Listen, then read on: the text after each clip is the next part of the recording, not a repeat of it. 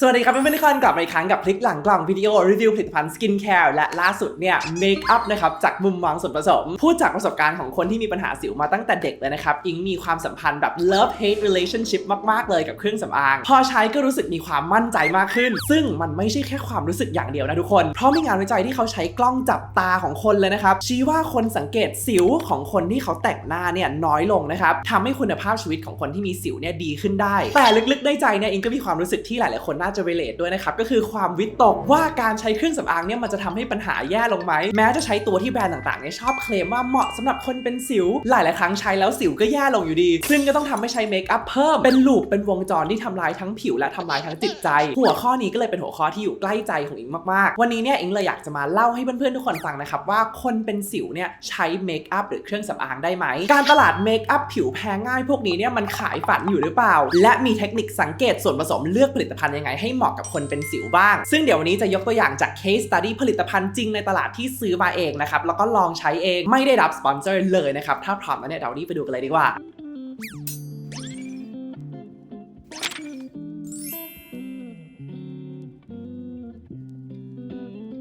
และคำถามที่ทุกคนอยากจะได้คำตอบเมคอัพทั่วไปทำให้สิวแย่ลงไหมบนโลกนี้เนี่ยมีคำที่เรียกว่า acne cosmetica นะครับไม่ใช่ชื่อแบรนด์เมคอัพใน Sephora แต่เป็นคำที่วงการแพทย์ผิวหนังใช้เรียกสิวที่เกิดจากการใช้เครื่องสำอางซึ่งรวมไปถึงทั้งเมคอัพแล้วก็สกินแคร์ด้วยหน้าตาของเขาเนี่ยจะเป็นเหมือนผื่นอุดตันเล็กๆคล้ายๆกับสิวนะครับเกิดขึ้นในบริเวณที่เราใช้เครื่องสำอางแต่จริงๆต้องขอกระซิบว่า acne cosmetica เนี่ยเป็น area ของวงการผิวหนังที่มีงานวิจัยสนับสนุนอยู่น้อยมากแล้วก็มีคนเห็นต่างกันเยอะสุดนะครับมีงานวิจัยแนวแบบสอบถามนะครับทำโดยนักวิจัยจากศรีลังกาแล้วก็อีกอันที่ทำที่เกาหลีพบว่าผู้เข้าร่วมที่ใช้เครื่องสำอางต่อเนื่องเนี่ยมีสิวที่แย่ลงเรื่อยๆแต่ก็เป็นวิจัยที่มีตัวแปรเยอะนะครับเพราะว่าให้ผู้เข้าร่วมเนี่ยให้คะแนนตัวเองในทางกลับกันก็มีวิจัยอย่างเช่นอันนี้จากอินเดียนะครับที่สำรวจผู้เข้าร่วม900กว่าคนพบว่าคนที่ใช้เครื่องสำอางเนี่ยโดยรวมมีโอกาสเป็นสิวน้อยกว่าคนที่ไม่ใช้ซะอีกแต่ก็เป็นวิจัยที่มีตัวแปรเยอะเช่นกันนั่นแหละถ้าอย่างนั้นเนี่ยเรามีวิธีไหนที่พอจะเดาหรือว่ารู้ได้บ้างไหมว่าส่วนผสมไหนจะทำให้เกิดการอุดตันทำให้สิวแย่ลงกันแน่ยินดีต้อนรับเข้าสู่ศาสตร์แห่ง Comedogenicity นะครับอย่าเพิ่งตกใจไ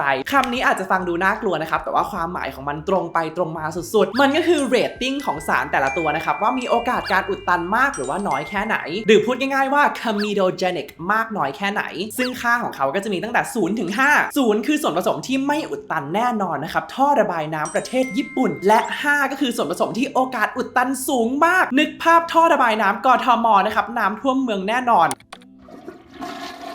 ซึ่งเด็กหน้าห้องหลายๆคนเนี่ยอิงเชื่อเลยว่าอาจจะเคยลองเสิร์ช Google หรือว่าใช้แพลตฟอร์มต่างๆดูว่าส่วนผสมในเมคอัพหรือว่าสกินแคร์ตัวไหนที่กำลังสนใจอยู่เนี่ยมีค่า Comedogenicity แค่ไหนจะได้เลี่ยงได้ถูกนะครับจริงๆเนี่ยการดู Comedogenic Rating พวกนี้ก็เป็นจุดเริ่มต้นของการหาข้อมูลที่ดีแต่เขาเชื่อถือไม่ได้ 100% ทุกครั้งนะครับเพราะอะไรอย่างแรกเลยนะครับตัวเลข Comedogenic Rating พวกนี้เนี่ยเราได้มาจากงานวิจัยในยุค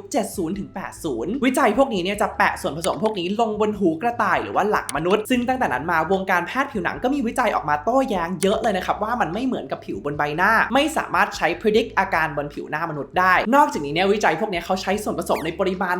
100% แล้วก็แปะเทปทับลงไปอีกนะครับในความเป็นจริงเวลานักเคมีเขาทำสูตรขึ้นมาเนี่ยอาจจะใช้ส่วนผสมพวกนี้ในปริมาณ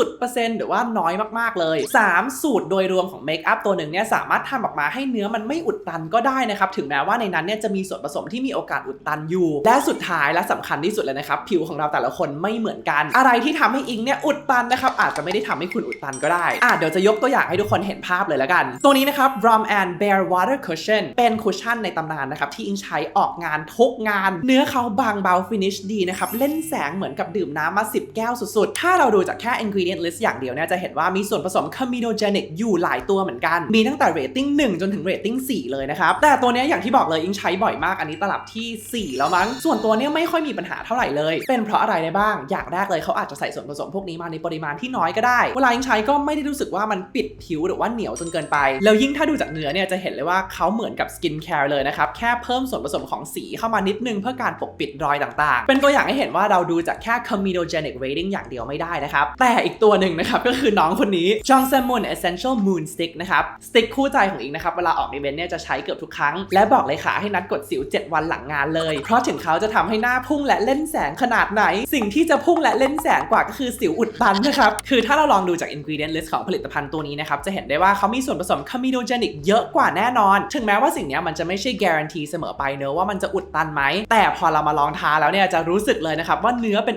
oil เป็น wax เหนียวมากๆมีโอกาสสร้างฟิล์ม occlusive ปิดผิวเยอะนะครับทำให้สิ่งสกปรกเซลล์ผิวแล้วก็ความมันของผิวเนี่ยรวมถึงความมันของส่วนผสมในผลิตภัณฑ์ตัวนี้เองด้วยเนี่ยมันติดอยู่ในรูขุมขนได้โดยเฉพาะถ้าเกิดเราล้างออกไม่หมดเพราะฉะนั้นตัวนี้ทั้งส่วนผสมทั้ง comedogenic rating แล้วก็ทั้งเนื้อเนี่ยชี้ไปในทิศทางที่ว่าคนเป็นสิวเนี่ยไม่ควรจะใช้นะครับสรุปก็คือแค่เพราะว่าเมคอัพตัวหนึ่งเนี่ยมีค่า comedogenic rating สูงไม่ได้แปลว่าเขาจะอุดตันสำหรับคุณเสมอไปในทางกลับกันตัวที่มีค่า comedogenic rating ต่ำเนี่ยก็ไม่ได้แปลว่าจะไม่อุดตันสำหรับคุณเสมอไปเช่นกันเมื่อกี้พูดถูกใช่ไหมเนี่ยแต่ก็อย่าลืมดูเนื้อของผลิตภัณฑ์ควบคู่กันด้วยฟังดีๆนะครับคำแนะนำ official ของวงการแพทย์ผิวหนังก็คือคนเป็นสิวแพ้ง่ายแนะนำว่าให้เลือกเมคอัพที่มีเนื้อบางเบาไว้ก่อน 2. ถ้าเกิดเลี่ยงส่วนผสมที่มี comedogenic rating สูงไว้ก่อนก็จะดี 3. ล้างหน้าให้สะอาดโดยการทำ double cleansing ทุกเย็น 4. ทำ touch testing ที่ต้นแขนหรือว่าหลังหูก่อนลงบนหน้าและสุดท้ายเนี่ยจำไว้ว่าเราไม่มีทางเดาได้ 100% หรอกเอาล่ะและเมคอัพที่ทำมาสำหรับคนเป็นสิวโดยเฉพาะล่ะตัวพวกนี้เนี่ยมันทำให้สิวแย่ลงเหมือนกันไหมหรือมีส่วนผสมอะไรที่ช่วยรักษาสิวหรือเปล่าวันนี้เนี่ยออกไปซื้อสินค้าติดเทรนด์ที่เพื่อนๆทุกคนอยากให้รีวิวกันเยอะมากเดี๋ยวจะมายกตัวอย่างเป็น case study ให้ดูแล้วกันโอเคแป้งอีกตัวหนึ่งที่เขาเคลมเรื่องสิวนะครับก็คือตัวนี้ Planetary Tea Tree Acne Translucent Loose Setting Powder ก่อนอื่นเลยส่วนผสม comedogenic ingredients ในนี้มีอะไรบ้างจริงๆก็มีอยู่บ้างนะครับเยอะกว่าตัวดร.พงนิดนึงแต่ส่วนตัวเองคิดว่าก็ยังถือว่าน้อยเช่นกันนะใดๆก็ตามเองว่าแป้งทั่วไปที่เขาไม่ได้เคลมว่าช่วยเรื่องสิวด้วยซ้ำเนี่ยก็มี comedogenic ingredients พอๆกันเช่นเดียวกันนะครับ Hero Active Ingredient ในนี้ก็คือน้ำมันหอมระเหยจาก Tea Tree ใส่มาในปริมาณน้อยเช่นกันนะครับแล้วก็น่าจะมีขีดจำกัดในการ penetrate เข้าผิวเช่นกันโดยรวมเองว่าคนเป็นสิวส่วนใหญ่ก็น่าจะใช้ได้แต่เช่นเดียวกันนะครับอิงคิดว่ามันก็ไม่ได้มีความแตกต่างมากจากแป้งทั่วไปที่เขาไม่ได้เคลมเรื่องสิวด้วยซ้ำแป้งอีกตัวหนึ่งที่เขาเคลมเรื่องสิวนะครับก็คือตัว Sassy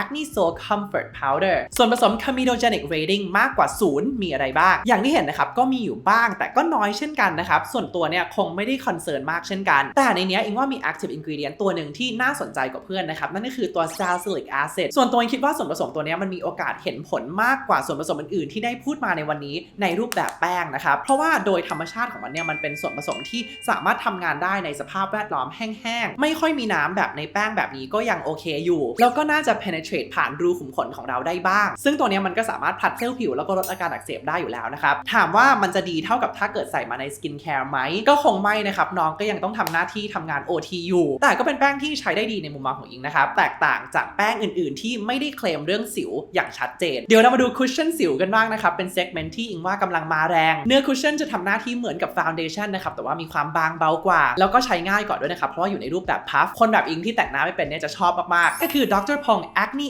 Ace Long Wear Cushion ส่วนผสม comedogenic rating มากกว่า0ในนี้มีอะไรบ้างอย่างที่เห็นเลยนะครับก็ถือว่าน้อยจะเห็นว่ามีบางตัวแบบโซเดียมคลอไรด์ที่มันสูงมากเลยใช่ไหมแต่อย่าลืมว่าโซเดียมคลอไรด์คืออะไรมันก็คือเกลือนั่นแหละซึ่งนี่เป็นตัวอย่างที่ดีที่จะแสดงให้เห็นนะครับว่าเราไม่สามารถดูแค่ส่วนผสมอย่างเดียวเปอร์เซ็นต์ที่ใส่มาเนี่ยสำคัญมากๆไม่งั้นคนไปเล่นน้ำทะเลทุกคนคงกลับมาหน้าอุดตันกันหมดแล้วนะครับในนี้เนี่ยเขาก็มีส่วนผสมของ salicylic acid อยู่เหมือนกันอย่างที่บอกเลยตัวนี้อิงคิดว่าน่าจะช่วยเรื่องสิวได้บ้างนะครับแล้วเนื้อของตัวนี้ก็เบามากๆเลยนะครับเหมือนกับสกินแคร์ที่ใส่สีปกปิดมานิดนึงอิงคิดว่าคนส่วนใหญ่ก็น่าจะโอเคกับสิ่งนี้นะครับสรุป key take away ของวิดีโอนี้นะครับอย่างแรกเมคอัพโดยรวมมีโอกาสทำให้สิวแย่ลงได้หมดไม่ว่าจะเป็นตัวที่เคลมว่าช่วยเรื่องสิวได้หรือว่าตัวที่ไม่ได้เคลมก็ตามอย่างที่2การดู comedogenic rating เป็นจุดเริ่มต้นการหาข้อมูลที่ดีแต่ก็เชื่อถือไม่ได้เสมอไปเพราะว่าทุกอย่างเนี่ยขึ้นอยู่กับเปอร์เซ็นต์ที่ใส่มาขึ้นอยู่กับสูตรโดยรวมแล้วก็ขึ้นอยู่กับสภาพผิวของเราด้วยนะครับเพราะฉะนั้นสิ่งที่สำคัญก็คือดูเนื้อของผลิตภัณฑ์ควบคู่ไปด้วยเนื้อหนักมากๆส่วนใหญ่จะไม่เหมาะกับคนเป็นสิวสุดท้ายเมคอัพที่ใส่ส่วนผสมรักษาสิวมาให้ส่วนใหญ่เนี่ยจะมีปัญหาเรื่องการซึมเข้าผิวเพื่อทำงานถ้าใครมีปัญหาสิวนะครับอิงแนะนำว่าให้กลับไปรักษาด้วยสกินแคร์หรือว่ายาทาถ้าเพื่อนๆคนไหนมีคำถามเพิ่มเติมเนี่ยสามารถพิมพ์มาบอกอิงได้ในคอมเมนต์ด้านล่างเลยเดี๋ยวอิงจะมาช่วยตอบให้นะครับถ้าวิดีโอนี้เป็นประโยชน์สำหรับเพื่อนๆทุกคนเนี่ยก็อย่าลืมกดไลค์ subscribe แล้วก็แชร์ให้อิงด้วยนะครับสำหรับวันนี้ก็ขอบคุณมากๆเช่นเคยที่อิงได้เข้ามาเป็นส่วนหนึ่งช่วยเพื่อนๆทุกคนไว้เราเจอกันใหม่อาทิตย์หน้านะครับบ๊ายบาย